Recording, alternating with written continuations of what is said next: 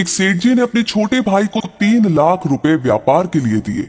उसका व्यापार बहुत अच्छा जम गया, लेकिन उसने रुपए बड़े भाई को वापस नहीं लौटाए। आखिर दोनों में झगड़ा हो गया और झगड़ा भी इस सीमा तक बढ़ गया कि दोनों का एक दूसरे के यहाँ पर आना जाना बिल्कुल बंद हो गया। घृणा व द्वेष का आंतरिक संबंध अत्यंत गहरा हो गया। सेठ जी हर समय हर संबंधी के सामने अपने छोटे भाई की निंदा, निरादर और आलोचना करने लगे। सेठ जी अच्छे साधक भी थे, लेकिन इस वजह से उनकी साधना लड़खड़ाने लगी। भजन पूजन के समय भी उन्हें छोटे भाई का चिंतन होने लगा। मानसिक व्यथा का प्रभाव तन पर भी पड़ने लगा। बेचैनी बढ़ गई, समाधान नहीं मिल रहा था। आखिर वे एक संत के पास गए और अपनी सारी व्यथा सुनाई। संत श्री ने कहा कि बेटा तू चिंता मत कर, ईश्वर कृपा से सब ठीक हो जाएगा। तुम कुछ फल व मिठाइयां लेकर अपने छोटे भाई के यहां जाना और मिलते ही उससे केवल इतना कहना, अनुज सारी भूल मुझसे हुई है, मुझे क्षमा कर दो। सेठ जी ने कहा, महाराज मैंने ही उनकी मदद की है और क्षमा भी मैं ही मांगू। संत श्री ने उत्तर दिया, परिवार में ऐसा कोई भी संघर्ष नहीं हो सकता जिसमें दोनों पक्षों की गलती न हो। चाहे एक पक्ष की भूल 1% हो, दूसरे पक्ष की 99%, पर भूल दोनों तरफ से होगी। सेठ जी की समझ में तो कुछ भी नहीं आ रहा था। उन्होंने कहा कि महाराज मुझसे क्या भूल हुई।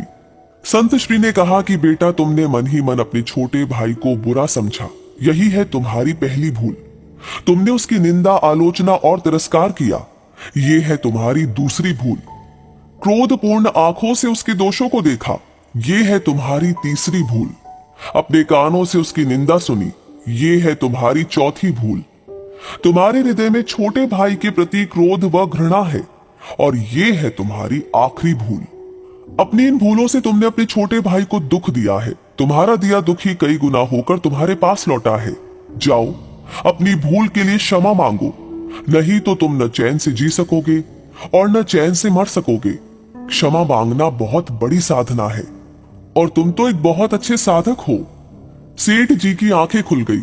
संत श्री को प्रणाम करके वे छोटे भाई के घर पहुंचे। सब लोग भोजन की तैयारी में थे। उन्होंने दरवाजा खटखटाया। दरवाजा उनके भतीजे ने खोला। सामने ताऊजी को देखकर वह अवाक सा रह गया और खुशी से झूमकर जोर जोर से चिल्लाने लगा, मम्मी पापा देखो कौन आए हैं, ताऊजी आए हैं, ताऊजी आए हैं। माता पिता ने दरवाजे की तरफ देखा, सोचा कहीं हम सपना तो नहीं देख रहे। छोटा भाई हर्ष से पुलकित हो उठा। 15 वर्ष के बाद आज बड़े भैया घर पर आए हैं। प्रेम से गला रुंध गया, कुछ बोल न सका। सेठ जी ने फल व मिठाइयां टेबल पर रखी और दोनों हाथ जोड़कर छोटे भाई को कहा, भाई सारी भूल मुझसे हुई है, मुझे क्षमा करो। क्षमा शब्द निकलते ही उनके हृदय का प्रेम अश्रु बनकर बहने लगा।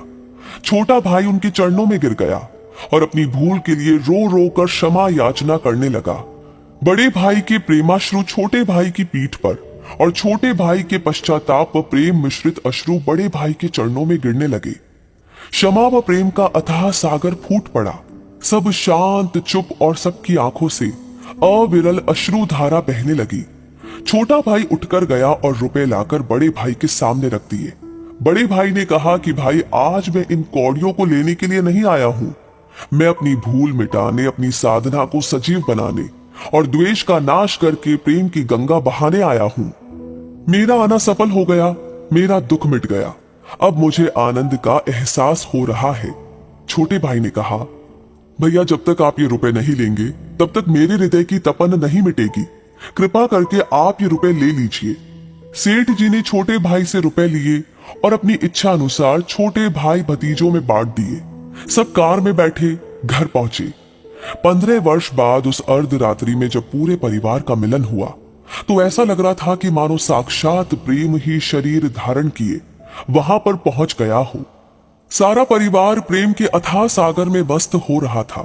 क्षमा मांगने के बाद सेठ जी का दुख, चिंता, तनाव, भय, निराशा रूपी मानसिक रोग जड़ से ही मिट गया और साधना सजीव हो उठी। तो हमें भी अपने दिल में क्षमा रखनी चाहिए। अपने सामने छोटा हो या बड़ा, अपनी गलती हो या ना हो, क्षमा मांग लेने से सब झगड़े समाप्त हो जाते हैं।